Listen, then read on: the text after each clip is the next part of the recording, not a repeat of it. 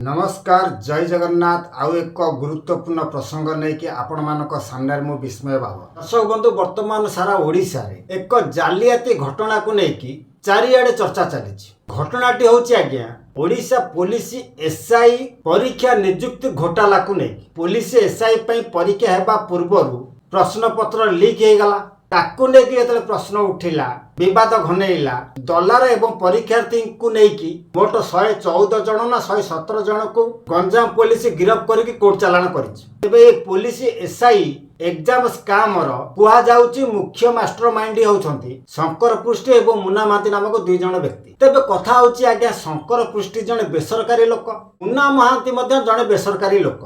ताले एमाने जो पिला मानक ठारू 25-30 लाख लेखा आदाय कले एमाने ताको चाकरी दे देबे कि?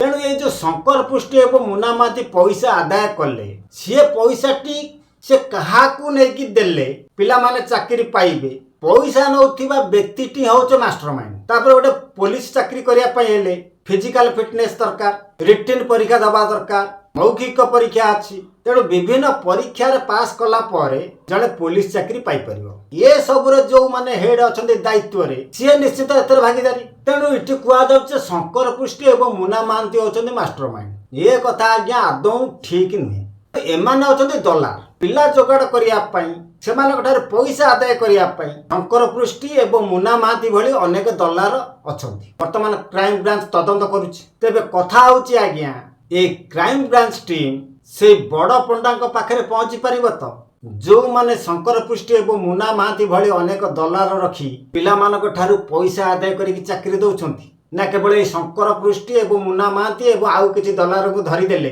दुर्नीति रोकी हे जीवो। दर्शक बंधु एई आज आलोचनार प्रसंग ये बाबत आपण मानकर मतामत कोन निश्चित भाव कमेंट माध्यम जणाइबे। तबे वर्तमान पय रहउछि नमस्कार जय जगन्नाथ।